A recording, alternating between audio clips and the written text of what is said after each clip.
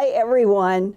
Chocolate Fluffy and I want to thank all of you who got the Earthfiles YouTube channel over 100,000 subscribers on Sunday.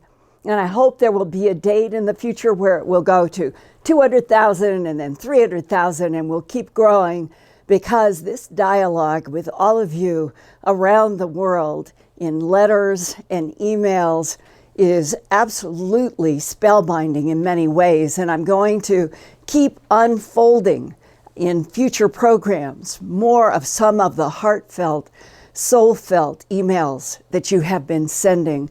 What I'm realizing for the first time in my life is how many people have had out of body or have seen blazing white crosses or light or have been saved, reinforcing that there is something else going on in all of our lives that we're really not talking with each other about.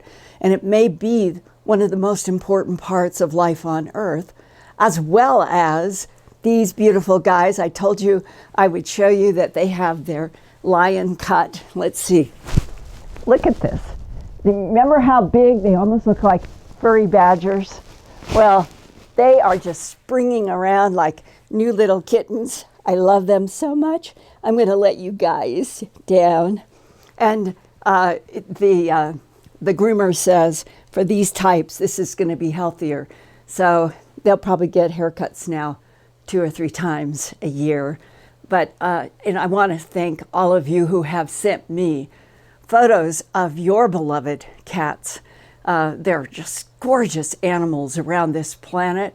And so many of you love them like I love these little guys. This is Fluffy. This is Chocolate. Usually they want down, and now I'm going to have to. Okay, you guys, maybe Fluffy will end up on the bookshelf like he has in the past. They're definitely springier now that they've gotten off all of their thick fur and acting like little kittens again. Tonight, I wanted to share with you going back into some original reporting that I started in June of 2012, which I suspect probably links to all of the underground structures in Antarctica, other underground structures that we still have not discovered, and that the whole concept of very ancient, very large, very advanced structures underground on our planet is probably going to emerge over the next decade or two as a greater and greater subject. And what I'm going to be doing on Tuesday, I'm going to take off for England, and I'm going to be working with a documentary television crew there who want to dig into my original reporting that I'm going to update with you tonight. And so I'll be gone until it'll be I won't get back till the 24th. So I will miss this coming Wednesday because I will be across the Atlantic. But I will have probably a lot to report to you then on that Wednesday when I get back. And that Brad and I are working hard on editing and evolving another new segment of on Spartan 1 and 2, which will either have here on the Earthfiles YouTube channel exclusively for the first time, either the last week of March or in the first week of April. With the trip, it's hard to judge how we're going to get everything done around this trip, but it's really important because it was back on June 15th, 2012. That's about 9 years ago. I was just back from Göbekli Tepe. That's in southern Turkey. And that is the ancient site that has been carbon dated to 12,000 years old. That's more than double the old academic line in the sand that Sumeria was the beginning of civilization 5,000 years ago. Sumeria was not the beginning. Göbekli Tepe was probably not the beginning either. That we are in now, I think, is what is going to be a new era of discovering that we're going to have evidence of other provable structures and intelligence that goes back and back and back further in time, like that DIA guy told me in December 1999, at least 270 million years. But right now, I'm going to go into what happened. I'm in the Göbekli Tepe, and it's just about 6 miles north of the Syrian border. And we had timed it that we would get to the top of the Göbekli Tepe. That means pot belly hill in Turkish. And this is going to be an image of me that morning, right at sunrise. And I was so curious about whether or not there would be any light that would hit any of the huge 15-ton, 19 feet tall, T-shaped limestone pillars down in the hill. When you're at the top of the hill, it's interesting that that's not where the archaeology is. But Klaus Schmidt, the German archaeologist who began investigating all of this in 1993-94 time period, he went to ground penetrating radar because the archaeological dig, it's only 5% of it that has been uncovered from 1994 to date. And that he knew that this could not be the only part. Well, when they did ground penetrating radar, they discovered that there were more than 300 of these huge, heavy, limestone, beautiful, T-topped pillars. They're all covered underground, covering these many acres, 30 acres. And that what we have today is a glimpse into what has been discovered by the archaeologist Schmidt, who, God bless him, died unexpectedly about 3 years ago, swimming in a swimming pool in Germany, and a lot of the archaeology came to a halt. But in that Göbekli Tepe trip, we also visited mysterious Mount Nemrut, north of the Göbekli Ancient Archaeology Site. And the upper 198 feet measured by scientists of that mountain is completely artificially covered with the same size small stones. Who or what is behind the phenomenon of burying ancient structures around this planet? Now, I had only been home for a week, writing the Göbekli Tepe reports, and then on June 22nd, 2012, I received an email from a retired U.S. Army counterintelligence warrant officer named Douglas Muchler. I am using his full name with his permission.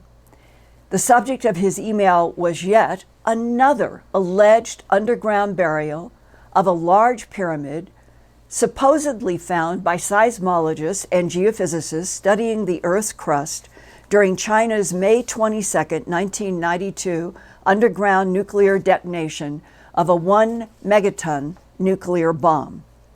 Now, here, in part, is what Army counterintelligence warrant officer Sergeant Muchler told me. Quote, "During my service tour in Anchorage, I was informed of a pyramid under the land in Alaska. There is other information concerning this that came to my attention after it was reported to us in 1992. I assure you I am telling the truth about this, and I think that it is being kept quiet by our government," close quote. After Sergeant Muchler sent me his DD-214 confirming his Army retirement on October 31st, 1995, along with photographs from his Army military career, we did a long phone interview on the record. He told me 3 years before, in late 1992, he and 39 other Army men at Fort Richardson in Anchorage, Alaska, had learned from an in-house TV documentary. It was put into Fort Richardson through an in-house broadcast. And that the the documentary went and talked about the May 22nd, 1992 China conduction of an underground detonation of a 1 megaton nuke. And then it talked about that geophysicists decided to monitor in Alaska during the heavy vibrations of the underground tests to study land in a certain area. Now, according to the in-house broadcast documentary about this research, a large underground pyramid was discovered allegedly during the Chinese nuclear test. And here is seismic data that was sent to me of what the geophysicists found during that underground bomb test. And I put a red arrow to highlight. Sergeant Mutchler wanted to know, well, where was the underground pyramid?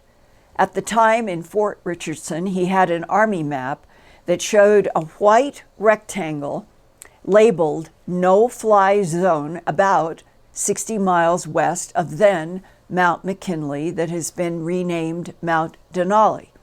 He figured that's where the big pyramid must be, 60 miles west of that mountain.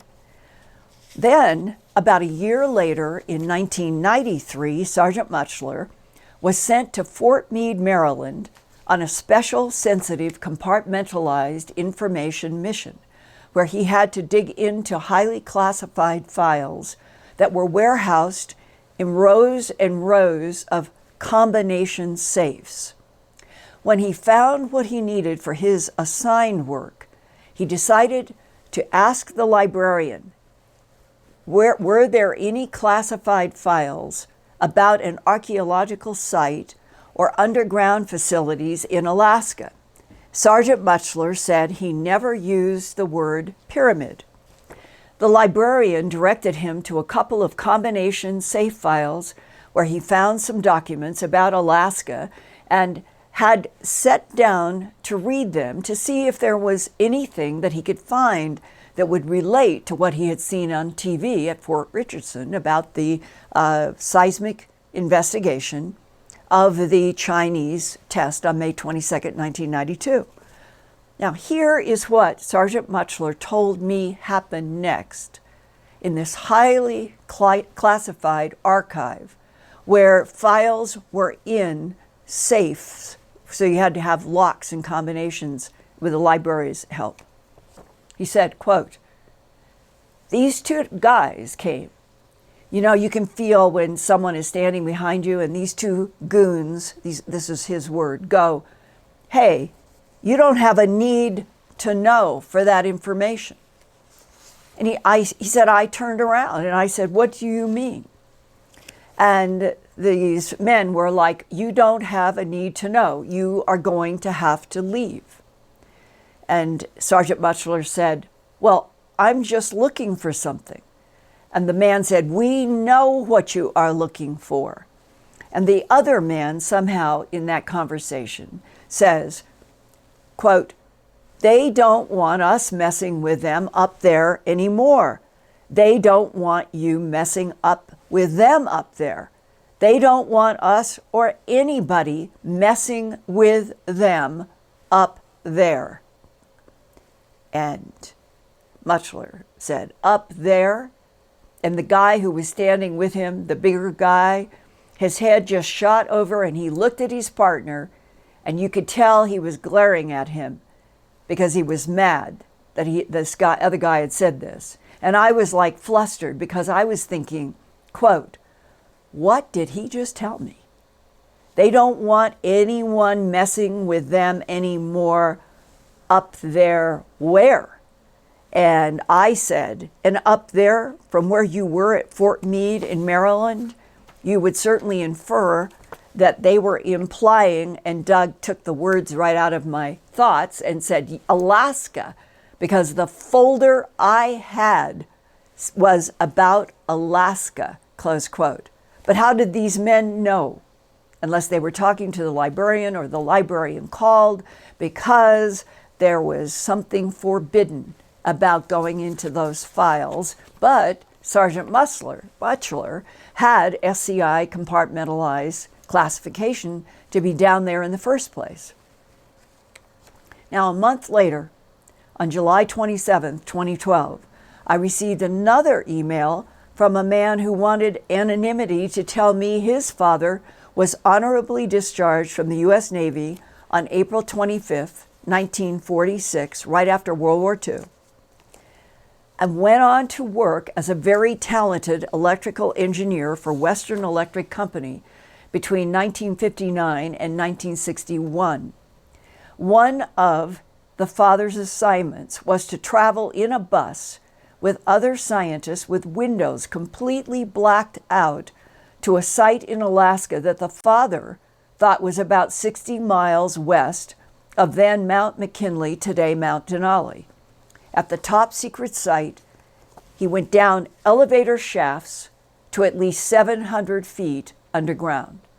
He was briefed that what he would be working on was a corner of a 550-foot high, dark black pyramid discovered underground because of magnetic anomalies on the surface of the ground. The vertex, that would be the very top point of the pyramid, it was 150, so here's the ground, come down 150 feet from the top where you walk around, go down 150 feet, then you get to the top of this 550-foot high pyramid. The father later told his son that our U.S. government was trying to get energy to go through the corners of this big pyramid and up through the middle.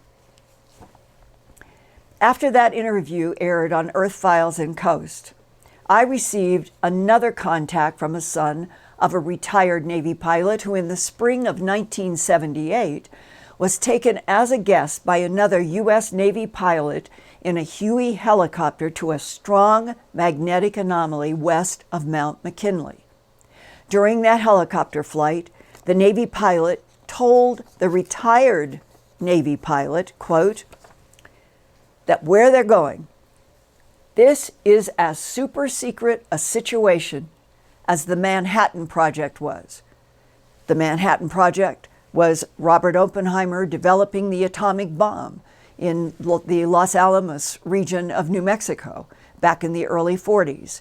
That was the single most classified project that the United States had up to then. So now the Navy pilot is saying that where they're going is as secret a situation as the Manhattan Project.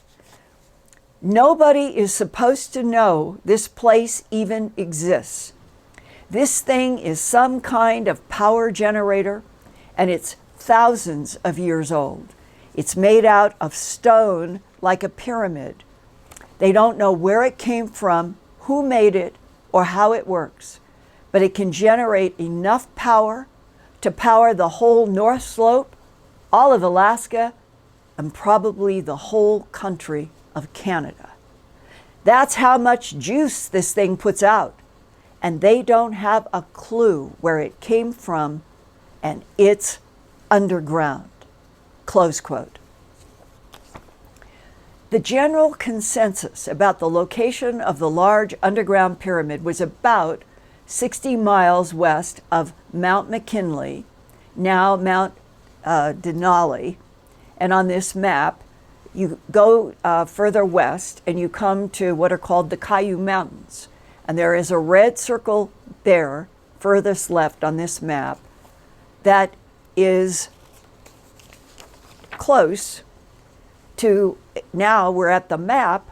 This is allegedly what the seismic geophysicists studying the China nuclear test, they made this map with these series of data points about what they learned in Alaska, and that when you look at where that map, where that red circle is on this map, that's not far from the map that I just showed you, going about 60 miles a little northwest from Mount Denali. Now, here again is another page of that seismic data where the red arrow points at the large underground pyramid allegedly found on May 22nd, 1992, during the seismic vibrations in Alaska. And to see even more reports with more illustrations about that alleged 550-foot high dark black pyramid deep underground in Alaska, please go to my Earthfiles news website at www.earthfiles.com. In the search bar, type in dark pyramid, and you will see a dozen reports since June of 2012 to date as information continues to evolve. And one of the most fascinating comes from a woman who did first, it's kind of a remote viewing with vivid dreams combination, and her drawings of what she has seen and experienced, and was provoked to get in touch with me because of the reporting I've been sharing with you tonight. Her drawings come from remote viewing and dreams. And yet, if you go into the most recent work, you will see that what she draws in some ways fits into what we'll call the military eyewitness accounts and goes a lot further.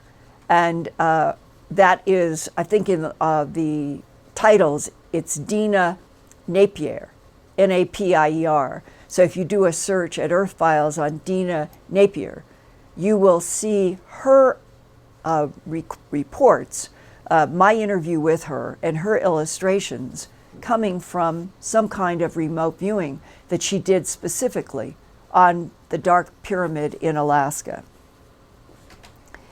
And out of all of this, I wanted to bring this to your attention tonight because I think that underground, ancient, advanced structures also resonates with the work that I'm doing with Spartan 1 and 2 and Spartan 1's eyewitness testimony from the time that he has spent under the ice in Antarctica and the huge structures covering 6 sites, 62 acres, with ceilings 28 to 30 feet high. One of the rooms was compared to 14 acres when measured. All of the structures black and allegedly made out of very hard black basalt. Is the alleged huge dark pyramid underground in Alaska also made out of hard black basalt? As my video production with whistleblowers Spartan 1 and 2, along with others, will continue to evolve, I am hoping that tonight that someone from military and intelligence is out there in the world with real hard knowledge who will contact me with more information about the possible ancient alien link between pyramids above ground and below ground all over this planet, and the growing realization that other advanced intelligences have been terraforming Earth for millions of years, challenging the current political and religious paradigm that Earth humanity is the only conscious life in this universe. Clearly, as far as I'm concerned and the military whistleblowers are concerned, that is not true. That as remote viewers who work for the Defense Intelligence Agency gathered from their work back in Washington, D.C. in the late 80s, the universe is teeming with conscious life. It's way past time that all of you, me, the whole planet, were introduced to the truth and the facts about whatever our governments know about the non-humans that interact with our planet now, cohabit on this planet, have bases on the moon, Mars, perhaps throughout the solar system, certainly into the Milky Way galaxy, and you have to assume beyond. And that part of what I'm trying to do in the Earthfiles YouTube channel every Wednesday is keep opening up facets that relate to that whole issue, that we're not alone in the universe, and how complex it all is, and that dark pyramids and bright pyramids, white and black, are positioned all over this planet, above ground and below ground, in order to create some kind of frequency relationship that once upon a time, this spherical geometry of Earth had free energy everywhere, and you could communicate everywhere. And I remember that Dr. Robert Schoch, who was leading our tour at Göbekli Tepe, said to me the morning that we were there on June 13th, 2012, there is something about those T-shapes of that limestone, which is a kind of crystal, that reminded Dr. Schoch of the possibility that everything at Göbekli Tepe was made to vibrate specific frequencies that tied in possibly to another grid that we have yet to be introduced to. And if the day comes in a far future where we are actually working and living on this planet together without wars, we may have free energy and free communication everywhere that will be a link back to the ancient buried pyramids, the ancient buried Göbekli Tepe, and the ancient buried structures in Antarctica. And on that note, Laurie, I would love to open up to comments and questions, and to say again, I love all of you who helped get the Earthfiles YouTube channel over 100,000 a few days ago on Sunday, and let's keep going. Our first question tonight is, are we certain that the dark pyramid from Alaska is made up of material from Earth? Could it be something transferred or traveled here from elsewhere, like Mars or the Moon? Excellent question.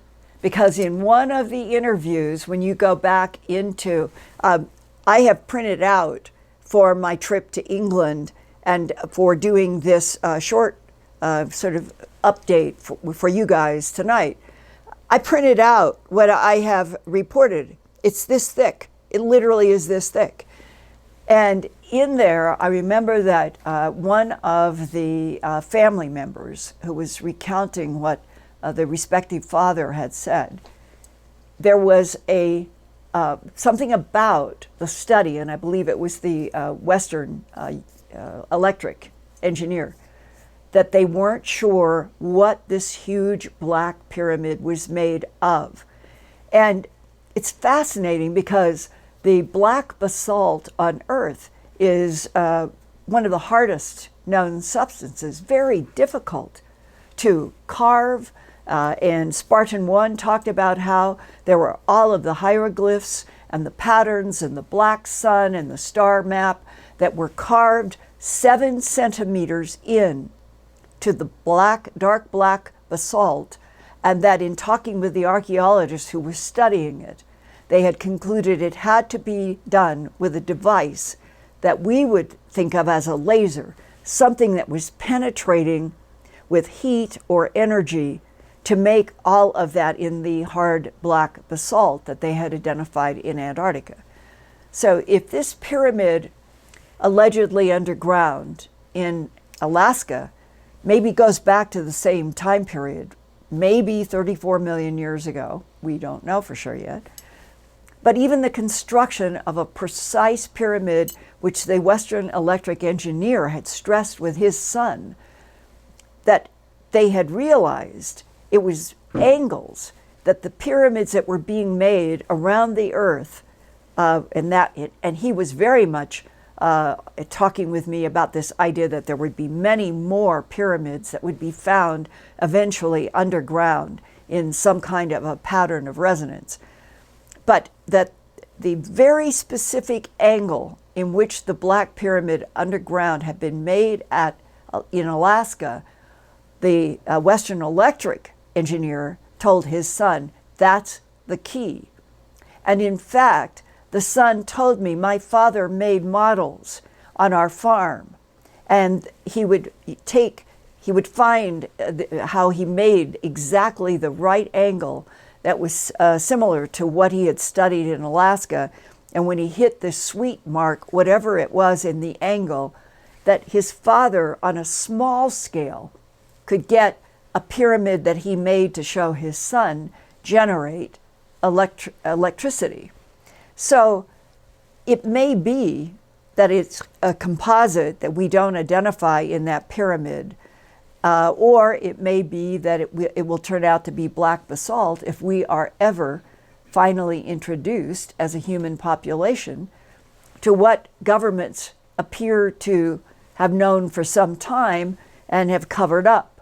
And I hope all of you with me and Spartan 1 and Spartan 2 and other whistleblowers, that's always the same question.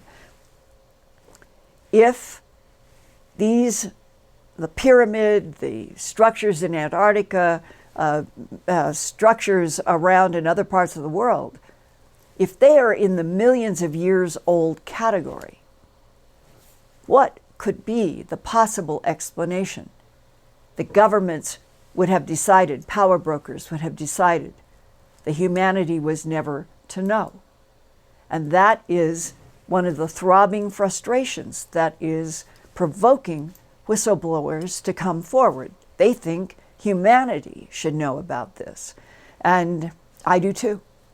So again, I hope out there in listening, maybe tonight, there is somebody with really hard data, military, intel, science, who can help me keep going further steps along. And if they know what the composition is of the 550-foot tall, dark black pyramid underground in Alaska, west of Mount Denali, please let me know.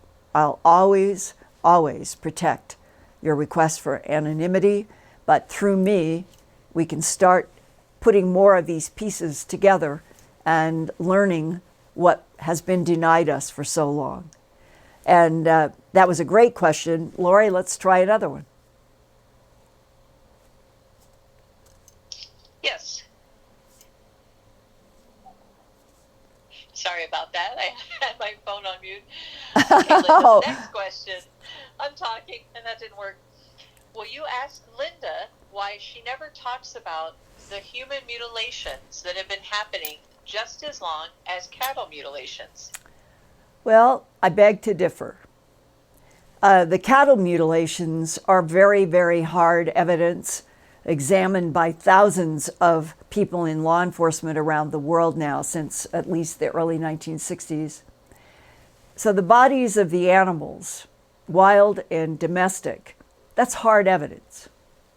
I would challenge any of you to find an autopsy report, a coroner's report, a police report, FBI report, any report with solid data, photographs, medical analysis of a human body subjected to exactly the same precise bloodless excisions as the animals. Now, I'm sure that some of you out there say, oh, well, there is a guy in Brazil.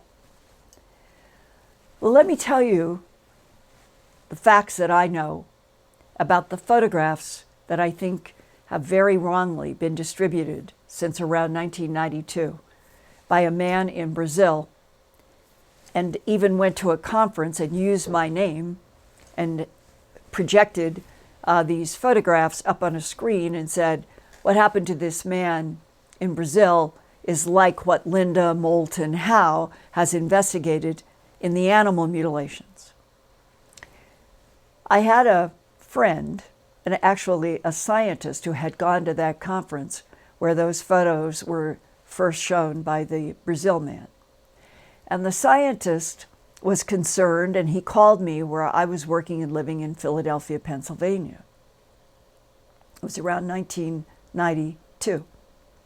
And the upshot was the scientist at the conference said, I'm going to get a set of these photos. He said, this man is selling these photos. I'll send you a set.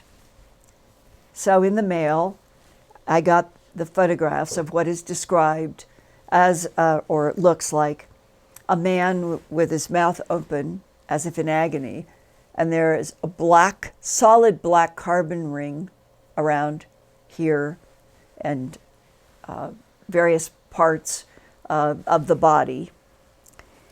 And it was not like any animal mutilation that I had ever seen. And I started investigating animal mutilations in September of '79.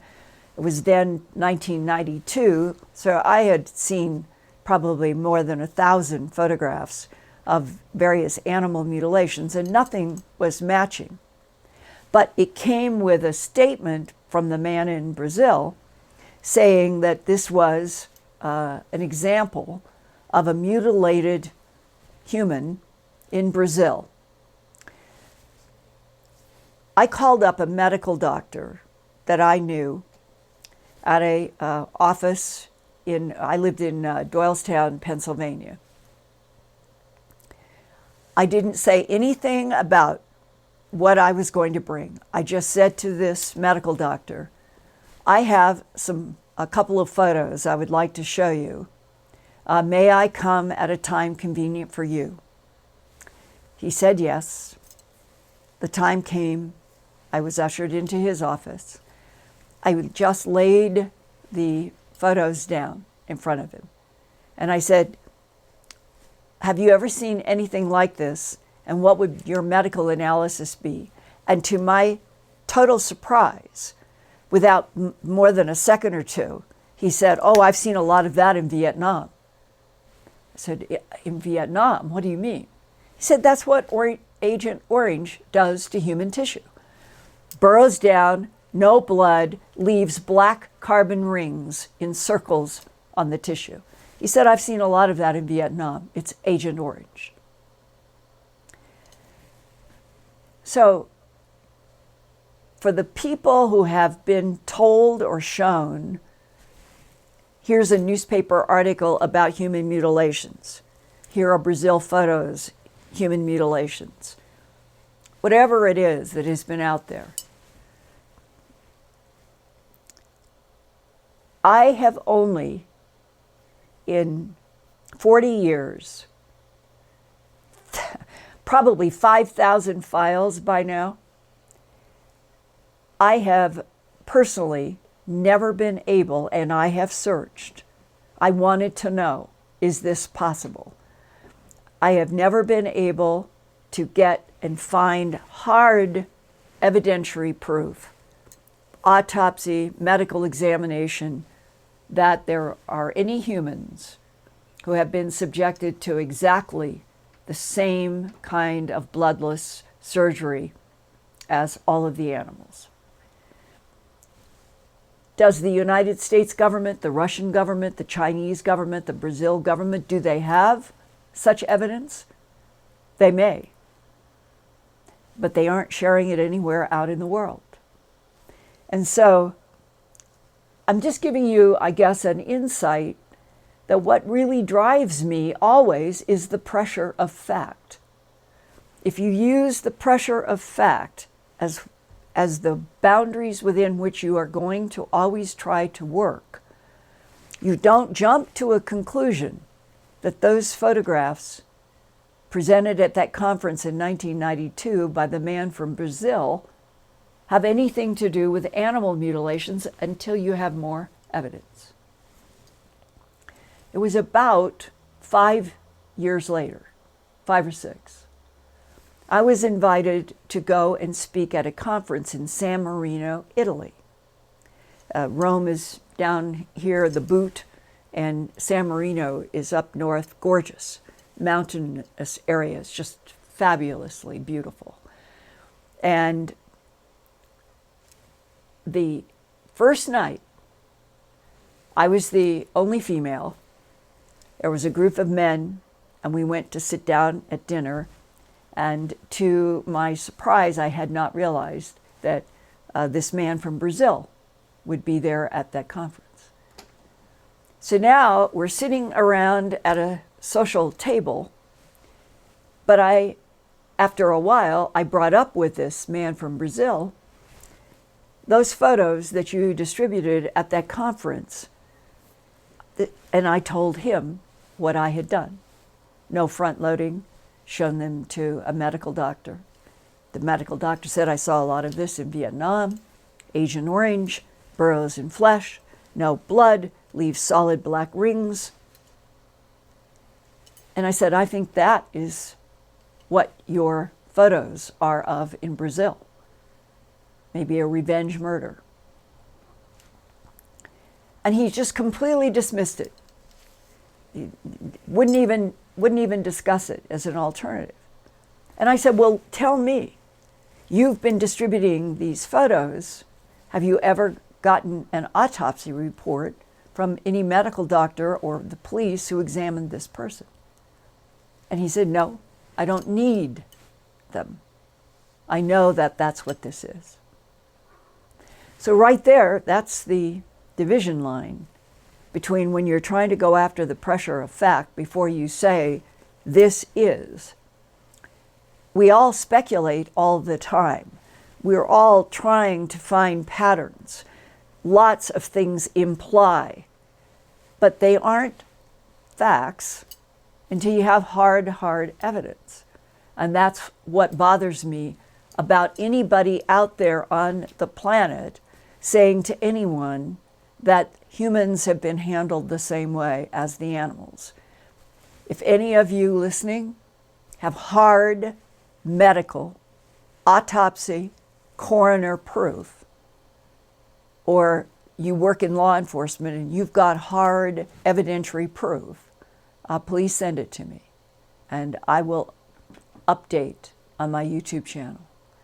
So I think that animals are handled quite differently on this planet from humans, and that what we do every day on the planet in every country is that we are killing livestock for food. What about another question? You got it. Linda, one of the biggest discoveries went dark. What's new with the Nazca mummies? Well, I'm sorry to report what I think is another case of no respect for the pressure of fact. And I'm going to only going to share tonight just one piece. And then you all can extrapolate from this one piece that I'm going to tell you about it all. I learned, was shown, that when the first video came out showing Maria, the three fingers clasped around her knees, she was all bundled up.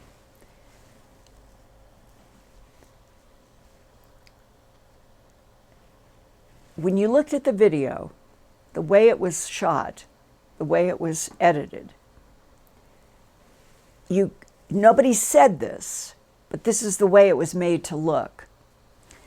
That the camera and whoever was the crew were in some place in Peru where this body had been dug up or found in a mausoleum or nothing was clear, and that they had come with the camera where it was being shown to people, and that it was somehow, the implication was that it was close, that the camera and all of it was somehow, they just went to this site because they showed some of the people on the crew walking on paths, and then they would cut to this body.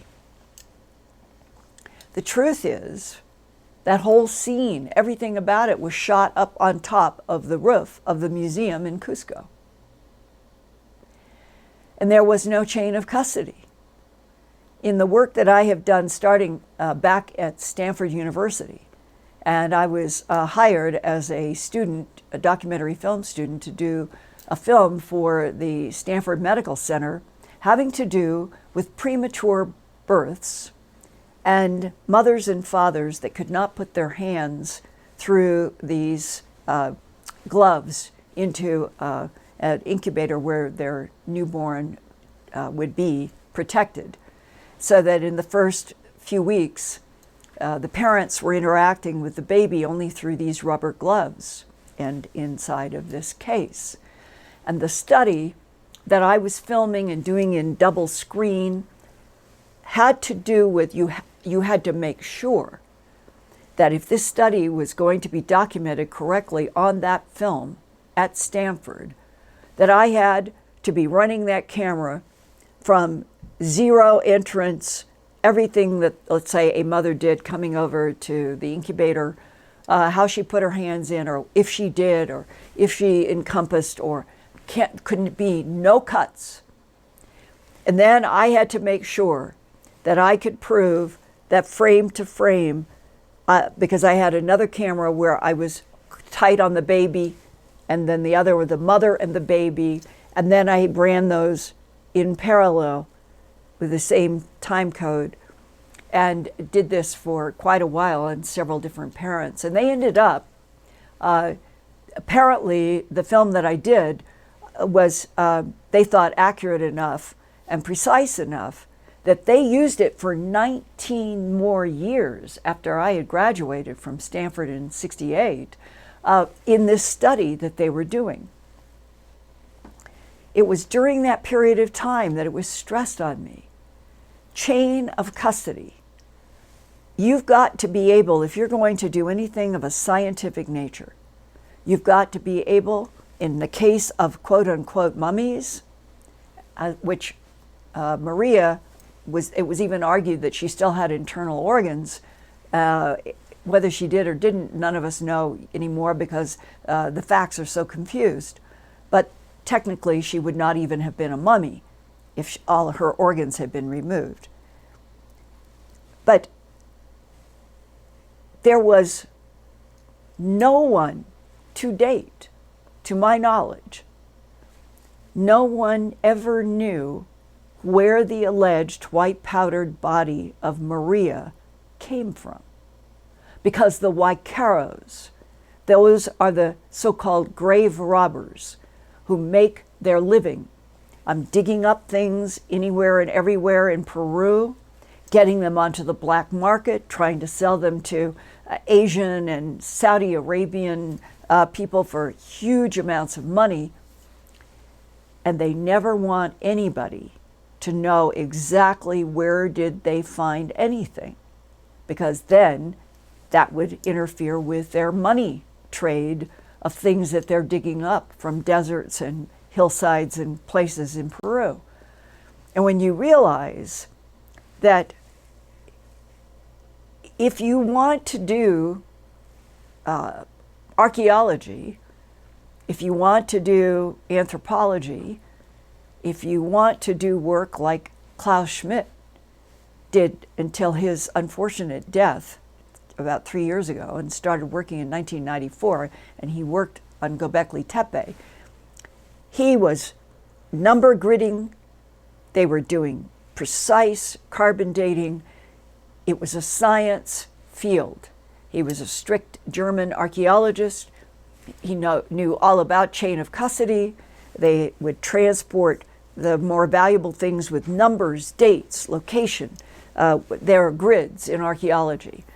They would go to a museum in San Lerfa, it was 5 miles away. And we went to the museum, and they were protecting a lot of the really, really extraordinary, not even understandable what type of animals were being found in stone, and the Urfa man that they found in there, strangest creature. And all of them would have cross references in grids to the date, the exact location, numbers, carbon dating, so that starting in 1994 up to when Klaus Schmidt died, he would have been able to show anybody, prove to anybody, here are all of my records, the dates, the grid locations of everything that we have found. Photographed in the museum, in the hill. So That's straightforward science. And nothing like that was applied to Peru. And the sad thing is, I talked with real Peru mummy scientists at Yale, at Harvard, in New Orleans. This was their life, going down to Peru over the last 20, 30 years in a university setting. And they all said the same thing, that people had sent them the first public video, and that what they were looking at was not science, had nothing to do with any way that they would have approached if it was an underground mausoleum someplace in Palpa or wherever it was. The scientists, the first thing they would have done is you keep people away so there's no contamination. When you go there, you're doing careful photographs of everything on wide shots, and you keep coming down, and then you photograph every single thing, and then you do grid notebooks of where everything is, and you end up with maps of inside an underground mausoleum so you know where every single thing was. And then you can start the science of how you're going to analyze what things are made of. It's meticulous, it takes a long time, it takes a lot of money to pay people to do it right. Then we could have maybe, if it had happened that way, we might have had a legitimate headline that there are entities buried in Peruvian deserts and have been preserved because of the dry atmosphere that maybe had only 3 fingers and their genetic might be different from Homo sapiens sapien. That was the general story. But it became so muddled and so confused and so contrived that in the end, if they had said, we're going to do something entertaining about Peru and we're going to do it as fiction, then the way they did it all was legitimate. But if you're going to say, I'm doing non-fiction science to show the world, and I'm going to attach my name to trying to break open new discoveries in Peru or anywhere else in the world, you've got to do it with first-class scientists. You have to do it with first-class labs. And you always have to have chain of custody back to the very first discovery. When people like Vaqueros are making a lot of money off of selling the valuables that they're digging up in Peru, unfortunately, it is working against all legitimate efforts to try to find out really what is buried in Peru. What is buried in Peru, like what is buried in Alaska, what is buried in Antarctica.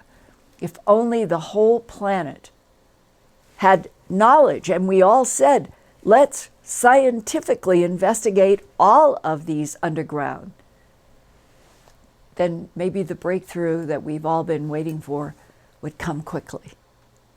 And on that note, I really, really want to thank everybody for coming to Earthfiles YouTube channel, and I hope that you feel like I do, that we need to go for the pressure of fact.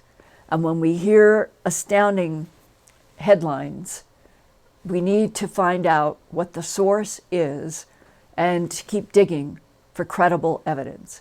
I'm trying to do that. I've always tried to do that. The subjects are incredibly difficult because the governments, the power brokers of the world, decided long ago, all the way back to Sumeria and the Anunnaki, that poor Homo sapiens were supposed to be kept dumb and blind. And every ounce of my heart and my soul feels that was a mistake for humans, and that the perpetuation of policies of denial and secrecy hurt us. They don't help us.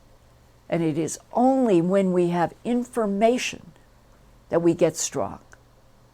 And for some of you who have looked at what I put out with the notice that we made it over 100,000, there is that graphic of that quote from the Buddha, that there is you cannot keep three things hidden very long: the sun, the moon, and the truth.